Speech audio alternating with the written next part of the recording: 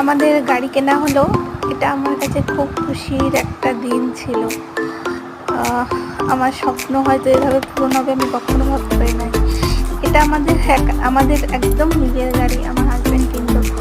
তো এটা আমার কাছে একটা সারপ্রাইজই বলা চলে। হঠাৎ করেই ওর প্ল্যান হলো এবং হঠাৎ করেই এই গাড়িটা কেনা হলো। এটা আমার কাকা শ্বশুর, বড় কাকু, আমাদের সব কিছু। বড় কাকু গাড়িতে উঠলো, গাড়িতে চললো।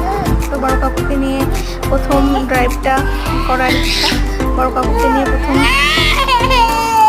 আমার হাজব্যান্ড দাঁড়িয়ে আছে, আর এখন আমার মেয়ে ওই যে পাপার কাছে যাচ্ছে ছবি তোলার জন্য। আমি বললাম একটু পাপার কাছে যা, ছবি তুলে দিই। পাপার কাছে গেল আমার মেয়ে।